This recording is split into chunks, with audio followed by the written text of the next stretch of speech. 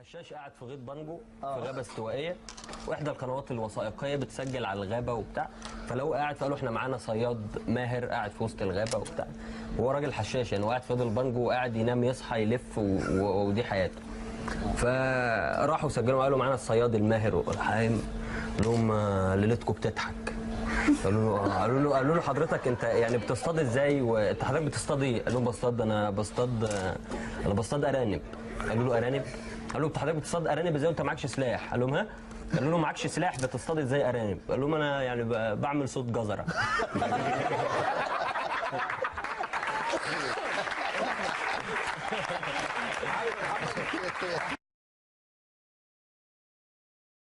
حشاش بيسأل واحد حشاش بيقول له ازاي شريط الكاسيت، بيقول له ازاي شريط الكاسيت ينزل لبن.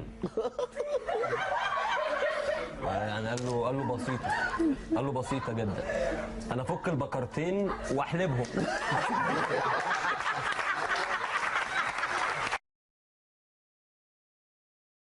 واحد محدث نعمه لابس بنطلون بكسر، بنطلون قماش بكسر على كوتش باتا على سويتر بتاع. المهم دخل بنك فقابل موظفه، قال لها انت يا بت؟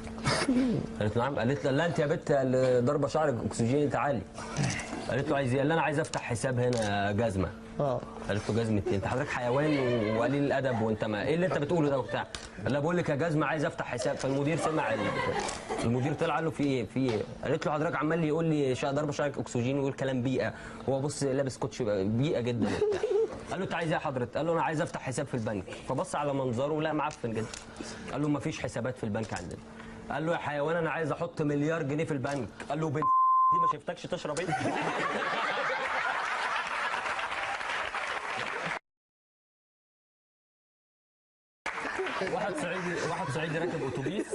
واحد صعيدي راكب اتوبيس، فالكمساري قال له عايز التذكره. قال له تذكرتك. قال له مالها؟ قال له لا تذكرتك فين؟ قال له ايه تذكرتك؟ قال له في دفعت تذكره؟ قال له ما قطعتش. قال له طب هات فلوس وخد تذكره. قال له بس انا ما معيش فلوس انا. قال له معكش فلوس ازاي؟ قال له معيش فلوس. راح ضربه على قفاه.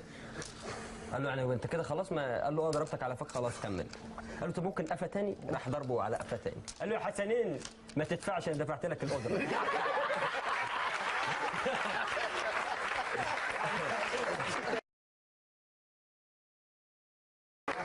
بمناسبة الحياة اوكي قول. لا والله العظيم لا انا اللي قايل.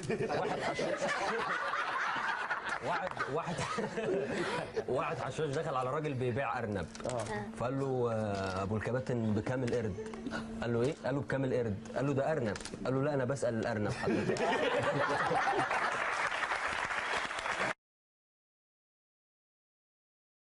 واحد بيحب الاكل جدا كاتب لمراته في المطبخ ورقه لا تؤجل عمل اليوم الى الغد. شالتها من المطبخ حطيتها فوق السرير.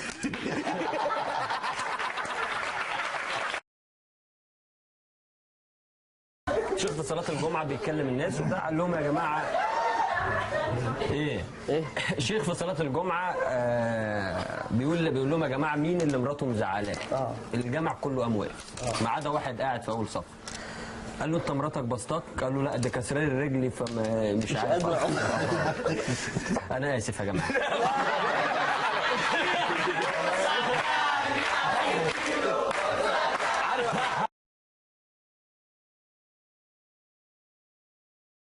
فمعدي في مره قدام مسرح لقيت صوره استاذ سعيد صالح والناس بتقطع تذاكر، المسرحيه اوريدي شغاله مكتوب المخرج حسام الدين صلاح.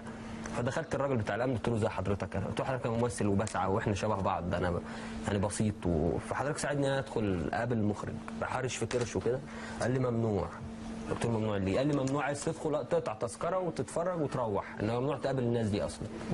فعديت الرصيف وقفت ورا كابينه التليفون وجالي يعني اصرار غير عادي ان انا هدخل المسرح. انا كل اللي طالبه من ربنا الراجل ده يبص في ساعته بس. او ربطت الجزمه كويس جدا وحطيت الجورنال في الحزام وجاهز، وقعدت بتخيل افتكر افلام ميشن امبوسيبل قبل ما نقطه العرق تنزل ازاي نلحقها. الجو ده ومهمه صعبه بقى. فكان الراجل بيتكلم واحد، رحت داخل من وراه المسرح، دخلت بثقه جدا ان كاني صاحب المسرح، ودخلت لحد اوضه اللبس لقيت استاذ سعيد صالح قاعد حتى ما سلمتش عليه. قلت له حضرتك انا بمثل بقالي سنتين ومحدش مديني فرصه، وكل ما ادخل المخرج يقول لي سيب صورتك، وانا حضرتك لا شعر اصفر ولا عينيا خضراء عشان لما اسيب صورتي امثل. قال انت عايز ابروح؟ انت مين انت؟ عايز ايه؟ قلت له حضرتك انا ممثل بس وعايز امثل يعني. قال لي تمثل يعني؟ قلت له حضرتك انا ما بحبش ان انت تقول لي سيب صورتك، قول لي مثل، فانا امثل قدام حضرتك. قلت له ممكن اروح حضرتك اي شخصيه في الشارع المصري، ممكن اروح حضرتك شخصيه سواق ميكروباص قابلته في ميدان الجيزه، رحت منورين على ناقصه، يلا دوق امبابه امبابه، فحضرتك في بنت حلوه جاله من الناحيه دي، قال لها دوق امبابه، قالت له رايحه القلعه، قال لها ما دوق امبابه، قالت له لا انا رايحه القلعه، قال لها طب بقول لك ايه، ما تركبي في الكرسي اللي قداماني جنبي، يلا قلعه قلعه قلعه.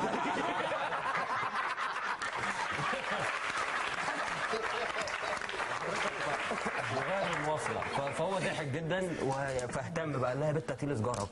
هو عندك ايه تاني؟ قلت له ممكن اقرا حضرتك شخصيه واد قابلته في محطه مصر، كان جاي من الصعيد عايز يقدم في نادي الاهلي، حضرتك كان لابس جلابيه بيضاء طالعه من بق كلب مكسره واللياقه معوجه وشايل شنطه مربوطه بحبل اخضر، حبل غسيل اخضر، فحضرتك قابلته كان عمال يعدي الشارع يسال ناس، فالكاركتر لفت نظري فرحت له يعني. قال لي خد يا بالكباتن. قلت له انا خد يا بنت تعال. قلت له بينهج وبيعرق وبتاع، قلت له عايز ايه؟ قال لي جامع الفتح منين؟ قلت له نعم. قال لي جامع الفتح منين؟ قلت له انت بتقول ايه؟ راح منزل الشنطه رايح في قال لي جامع الفتح. الله اكبر.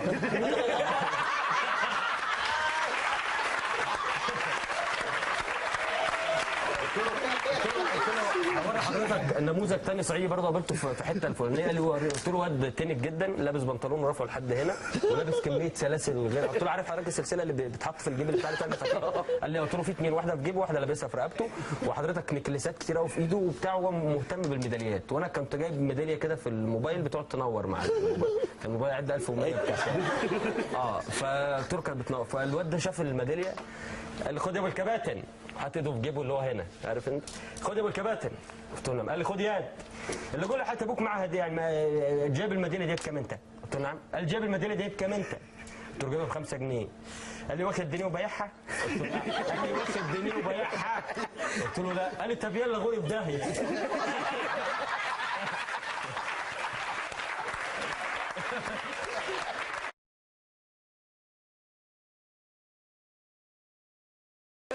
ايه المواهب الجامده دي؟ عايز احكي موقف لولد صديقي، كان اول ما دخلت الوسط ده اول واحد قابلته، ممثل شاطر جدا بس عنده عيب مش هذكر اسمه عشان ما عنده عيب خطير ان هو سمعه تقيل جدا، فده اللي معطله في السينما.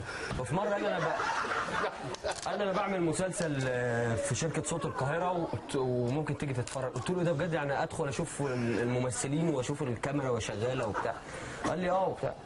فرحت بعمل دور مشهدين يعني اللي هو بيسموه كومبارس متكلم، بس انا رايح مع ممثل يعني، انا كنت ساعتها مبسوط جدا ان انا رايح مع الممثل ده. فدخلنا الشركه فراح قال له انا اسمي كذا كذا، بص في الورقه لقى اسمه في تصريح دخول. قال لي وانت؟ قلت له انا اسمي محمد رمضان. فبص ما لقاش اسمي. فالولد قال له ده اللبيس بتاعي عليا. المهم دخلت الشركه واتفرجت بقى اول مره اشوف تصوير مسلسل، والواد داخل وعمال بقى يقول لي ده المخرج طاير بيا وبتاع، وقف قدام الكاميرا فالمخرج قال 3 2 1 اكشن. فالواد واقف اكشن. قال له تقول حاجه يا استاذ؟ قال له اكشن. قال له يعني امثل ايه؟ فالمهم فانا رحت رايح قلت له يا استاذ انا هو اسف هو بس سمعه تقيل فمعلش حضرتك. قال له خلاص يا حبيبي انا هشاور لك فتشتغل. حبيبي اكشن. قال له يا سيدي، قال له اكشن، قال له حضرتك يعني شاور لي، راح عامل له كده فبدا يمثله. فبدات عرفت لما كان صوت القاهره رحت اول مقابله في حياتي، هي عندنا عقده موضوع الصوره ان انا لازم تسيب صورتك، وكل الشباب اكيد عارفين المشكله الزباله دي، لازم تسيب للمخرج او للريجيسير او للمنتج صورتك. فانا قلت ما على اساس ان هو يعني تحس ان هو عامل زي بالظبط وانا اعرف الخطبه واعرف منين زي الخطبه بالظبط، وانا اعرف منين ان صاحب الصوره ده ما عندوش عته مغولي ولا مثلا اوال دغ، ما انا الصوره مش هتكلم يعني. فالمهم قلت كل اللي بيدخل يسيب صورته انا هعمل مجنون بقى، انا هعمل ان انا كنت رايح انتحر وانا بنتحر كلموني ان في مقابله فداخل محبط جدا. فدخلت قال لي اسمك ايه؟ قلت له كذا، عملت كذا، ما عملتش اي حاجه. قال لي طب سيب لي صورتك. طلعت له الصوره اديتها له، قال اكتب لي بياناتك، كتبت بياناتي، ماسك الصوره مقطعه. اللي يا ابني ده الراجل اتخض جدا. قلت له حضرتك تعرف منين ان صاحب الصوره دي ممثل ولا مش ممثل؟ قلت له حضرتك تعرف منين ان صاحب الصوره دي موهوب ولا مش موهوب؟ حضرتك انا ممثل. رحت فاتح باب المكتب قلت له بصوا كل اللي قاعدين بصوا ده عامل شعره ازاي. حضرتك انا حضرتك مش لابس فيلا حمالات. انا حضرتك انا بحب التمثيل. المهم راح مقعدني يقول لي بس اقعد، وراح طالب لي ليمون وبتاع وقال له اقعد لاخر المقابله هقعد معاك. فقعدت فكل واحد يدخل قال له بص حضرتك ده شعره عامل. يقول لي يا ابني اسكت بقى. تدخل واحده يعني حضرتك لازم ادخل بجيبه عشان يقول لي يا ابني اسكت بقى بروح اقعد بقى ساكت يعني. المهم خلصت المقابلات خالص. قال لي يا محمد انت بتفكرني بنفسي، انا بمثل اصلا يعني انا مش انا كده. قال لي انا اديتك دور 8 حلقات، ده كان اول دور اعمله في حياتي، بس يعني كان مخرج مش مبسوط انا اشتغلت معاه، ان هو كان لاسع جدا الله يرحمه. عشان هو لو سمع ما كنتش هقول كده. طب بس هو مات واولاده ما يعرفوش. طب بدون ذكر اسماء يعني بدون ذكر اسماء اسمه ايه بقى؟ عشان نقدر الفاتحه كلنا. المهم فجالي قال لي انت هتعمل دور مهم جدا في المسلسل، وبدا يحبني جدا ان انا بفكره بنفسه. يعني الدخله اللي انا دخلتها دي بيقول لي انت شبهي وانا صغير وبتاع. فقال لي يا محمد انت شايل مسؤوليه كبيره جدا، ان ده اول مسلسل اطفال اكشن في مصر. قال لي فده صفق كبير جدا. في اول يوم تصوير انا ما عنديش تصوير بس رايح عشان اشوف ايه اول تصوير مسلسل اكشن في مصر ده يبقى عامل ازاي، واكيد هل هيبقى في طياره هليكوبتر جوه الاستوديو يعني. ومن هنا هتعمل ايه؟ هتطير؟ دخل المخرج ده لابس بورنيطه اللي هي بتتباع في جنينه الحيوانات دي اللي هي بتتعمل بالبتاع بتاع السمك. اللي هي نفس البتاع، لابس البورنيطه بالاستيك ولابس شورت برمودا ودخل. انت هتنط بدماغك في القفص وانت تتزحلق في قشره الموز. قشره الموز دي من ايام انور وجدي يعني. وانت يا جماعه ستوب، ده اول مسلسل اكشن اطفال في مصر نستخدم فيه الفيوز. قلت له الفيوز؟ قال لي الفيوز ده اللي هو الرصاصه لما بتضرب بيطلع دم.